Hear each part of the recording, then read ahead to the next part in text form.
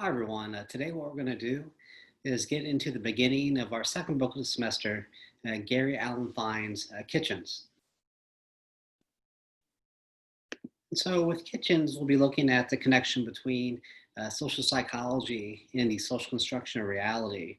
But just to recap our last class quickly, we looked at the connection between leisure and happiness. And basically, we talked about how the happiness produced during leisure activities connects to five different attributes of the leisure: how separated you are from your work, detachment recovery, how much control you have over kind of what you're doing and how you're doing it, autonomy, how much you feel in control when you're actually doing the activity, mastery, and does the activity mean anything to you personally, or do you lack any connection, emotionally speaking, to the activity? And are you doing it individually or are you doing it with other people? So that's what we talked about. And what we're going to see in the Fine book is a focus on work, but also he's going to talk about the benefits of having play, of having leisure at work too. So kind of keep an eye out for that, how he talks about the importance of work, but also the importance of play for work. So we'll turn our attention to that more so during our next class. But today is basically kind of a short introduction into kitchens. And we're looking at Gary Allen Fine, an American sociologist who kind of concentrates in what we call the social psychology of social organization. So basically looking at how we have social organization and how the social psychology of the situation kind of comes together to promote a functional organization. Or if the social psychology is off, you can promote a dysfunctional organization. So basically, he's looking at how our thoughts, how our actions interact with larger structural forces, such as the groups to which we belong, such as our coworkers, issues of time. Do you have time? Do you lack time? And how do you navigate those barriers when it comes to producing a functional social organization? So that's what we're looking at. Again, the construction of reality, kind of recognizing how we have these structural forces such as groups, such as time, but also how we interact with those forces, demonstrating our social psychology, illustrating our free will and choice making abilities. So at the beginning of the book, he talks about restaurants today. And he says, kind of today more than ever before, restaurants kind of hold a strong place in popular culture.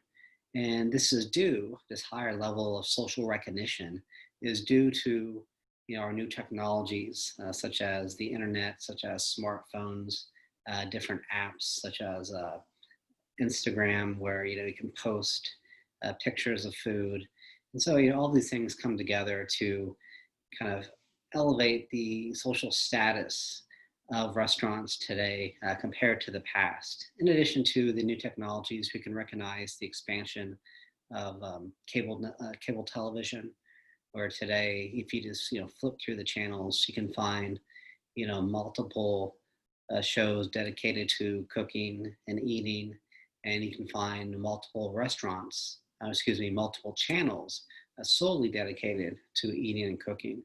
So, on the one hand, you can say this is good. If you're in the restaurant business, you have a kind of higher recognition, you're given more attention, and people are motivated to go out and eat more and find these good places to eat. But the downside is, everybody becomes a critic. So you can write your reviews on Yelp, you can, do your reviews on YouTube, you can post perhaps bad pictures of food on Instagram. So there comes the downside for the restaurant industry, where everybody becomes a critic and everybody has his voice through the social media, through the internet. And when you provide bad reviews, those bad reviews can actually do real damage. So overall, we can say that Fine approaches restaurants as a social construct. meaning that they just don't operate by themselves. You have all these different social forces, individual forces, kind of larger collective forces that come together to promote that organization, to promote the functionality and the order of restaurants that allow restaurants to be productive and to be profitable, where people can work and earn money and people can own restaurants and make a living. And so he says a lot of this work that he's going to be looking at is more often invisible. He's kind of take it for granted, or sometimes you don't even think about it. Often, kind of what's going on in the backstage area, the kitchen itself, the offices, you don't even kind of think about those things. We don't even see them. And the stuff that we do see more on the front stage, again, we just take it for granted. We really don't think about all the pieces that have to come together to get to have the food come to our tables in a timely manner where the food tastes good. You only kind of think about those things when the food takes too long, or perhaps when the food doesn't taste good. Then you start to think about, why is it taking so long, or why does my food not taste so good? But normally, when everything kind of comes together, it becomes invisible. You just kind of take it for granted, and you don't really think about it. So here, Fine's kind of looking at all those different pieces, the social, the personal pieces that come together to create the restaurant, to create the social organization within a restaurant. And so he says, my focus, on, looking at these four different restaurants specifically, my focus is going to be on the similarities of restaurant work rather than the differences. So, the different restaurants he looked at and he studied, he can find differences of, the customer bases, differences in the food, the differences of location. Those things matter when it comes to the restaurants and the restaurant work. But he says, for this book, I'm going to concentrate on the similarities of restaurant work to kind of come up with an understanding of that social psychology, of social organization that allow restaurants to function and be productive. So basically, we can say we're reading about that social psychology of social organization. And, we can say basically the what. What he's trying to explain is the creation of social order in restaurants.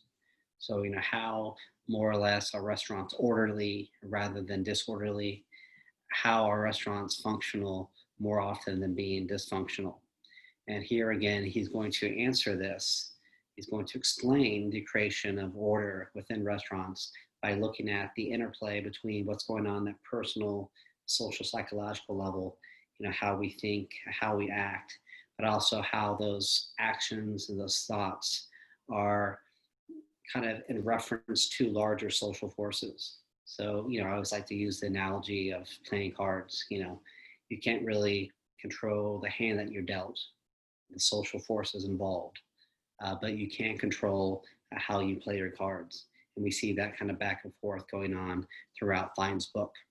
And so I say here, although the focus is solely on restaurants, his framework, the ideas can be applied to basically any social organization where you have a bunch of players, a bunch of people coming together with different roles and responsibilities, and they're all kind of operating in reference to larger social forces too.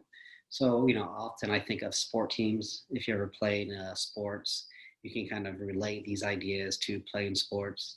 You can think of police work, police departments, where you kind of have all these people in their different roles.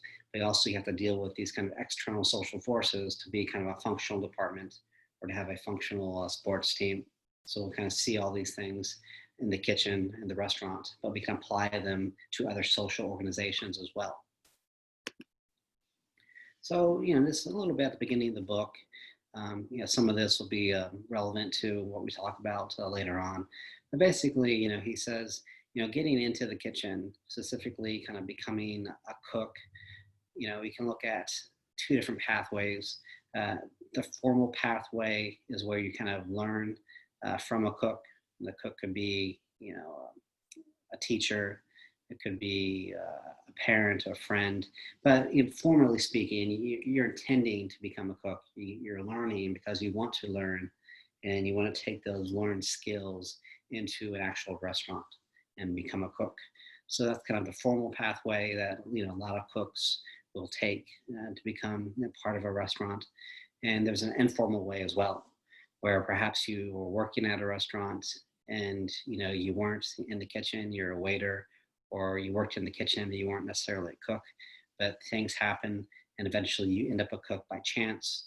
And other times you're not, you don't even work at a restaurant, but somebody's looking for a cook, and by chance, you end up cooking, and you never really thought about it before. So those more informal pathways that you're not really looking to do it, so you're not doing it intentionally, but it kind of happens. And so the interviews in the book, you can kind of see both ways. Today, with the heightened popularity of restaurants and cooking, what you start to see is more competition. So being a cook has a more kind of celebrity status today, compared to 20, 30 years ago. And because it has that elevated status, a lot more people want to do it. And when more people want to do it, when you have more competition, um, that's one of these credentials that you get by going to formal cooking schools, by kind of trying to learn specifically how to cook from somebody who already does it. Those things kind of they pay off more than just getting lucky. And so, because it's more popular today, the formal pathways you see a lot more today compared to the informal pathways, which were much more common, 20, 30 years ago. So, basically, it talks about kind of getting through the day. And here we start to see those connections between kind of the personal and the social. And we'll talk about these connections between the personal and the social in reference to creating that social order in the restaurant throughout the next couple lectures as well. But here's just a little bit of a taste, a little bit of a preview of what we'll be doing with those discussions. So basically, he says, to get in the kitchen, you have to become a cook, and you can do this formally or informally. To get through the day, as a kitchen worker, as a restaurant worker, you need to navigate, you need to manage all these different obstacles that you face, on the daily basis. So here, kind of on the left-hand side of the slide, you see the social factors. The social factors, kind of the cards that you're dealt, that you have to navigate, you have to manage. And on the right side, you see kind of the personal factors, how you, use your free will, how you use your human agency to navigate these structural forces. So, one obstacle, one structural force, as I mentioned before, is time. So, time can be a burden when, a lot of people are showing up at kind of heavier times of the day, whether it be kind of lunch periods, or everybody's going out for their, lunch 5 days a week, or kind of a weekend dinner, Sunday brunches. And so, you don't, when you have a lot of customers coming in at once, you don't have all the time in the world to kind of take, to do what you have to do. So you have to save time. And the saving time part, again, here's the agency. You come up with different strategies to minimize waits, whether it be kind of waits in terms of getting the food out to the table. So maybe you'll hire more workers for the busier times of the day. And when you're not so busy, you kind of, let people go and don't have these people on staff when you don't need them. Another way you can minimize waits and kind of deal with that structural force of time is by preparing things beforehand. So if you know you have a busy weekend brunch on Saturday and Sunday, and then maybe a Friday, during slower periods of the day, you start to, make the food, you start to get things in order, so you get your, orange juice ready, and you get your champagne chilled, and you get your, Bloody Mary mix ready. So when the time comes during brunch, you have everything prepared beforehand. You're not trying to make it as you go. So again, you have this obstacle of time. You can't do anything about it. You're going to be busy sometimes. And to navigate that obstacle, you have to, find these different strategies to save time. And when you do them properly, again, the order is there in the restaurant. People will come, they'll leave happily. But if you don't have these strategies to manage time, people will be waiting too long for their food. They'll be unhappy. The food will be taking too long to prepare. The waiters are going to get mad at the cooks because, when the food takes too long, the waiters are going to lose tips. So again, disorder emerges when you don't have the proper strategies to save time. So another way you can look at this dynamic between the social and the personal is by looking at space. So space is an issue.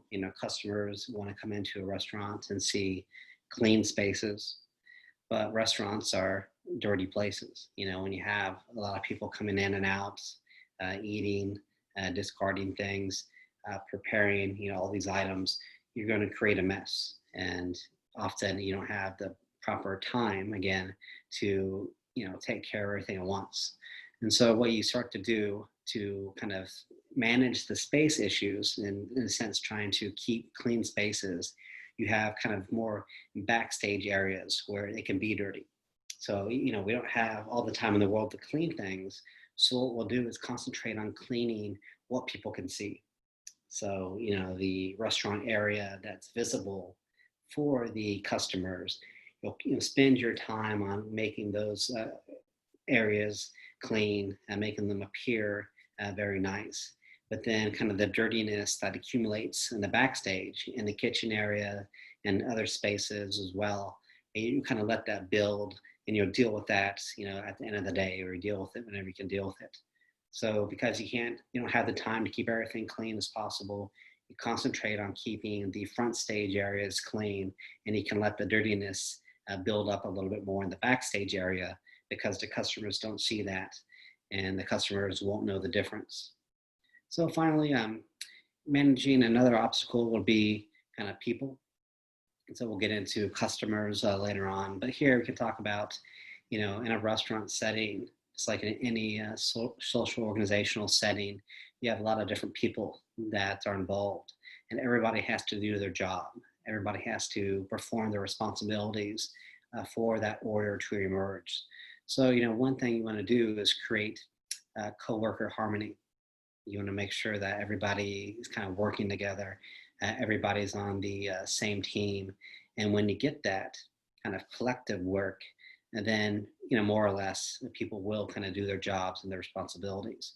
But when you have tension, workers who don't like one another, when you have tension between the kitchen staff and kind of the front room staff, again, that tension only creates disorder, dysfunction. So what you want to do is try to avoid that tension by creating coworker harmony. So you try to create to maintain it, different ways. You have different meetings, at the beginning of days, at the end of days, maybe once a week, just to make sure that everything's okay with everybody. If there are any negative issues, you kind of get those out on the table and you deal with them. You find ways to kind of have your coworkers bond with one another. So, sometimes, different restaurants will, maybe close for a Sunday and have like a worker party, just thank you. And so people can get together and kind of socialize. And we'll talk about this harmony being built among workers more so in the next class as well. So nevertheless, you need to create that to have kind of a functional work staff. And when you don't, it'll be more dysfunctional. So you need to find those strategies, just like the strategies you find to save time, and just like the strategies you find to keep up cleanly appearances. You find different strategies to create harmony among the workers. So again, a little bit of a taste of what we'll be doing, kind of looking at the social factors and how people navigate those social factors to create social order as a whole within the social organization. So we'll leave that there for today. And next class, we'll continue to get into Fine's book and kind of having that same conversation of looking at the social and the personal. And I'll be discussing this, in reference to your book report. So, always make sure you have those guidelines out, because again, rather than summarizing every idea, rather than summarizing every chapter, I'll talk about the book in reference to the book report guidelines.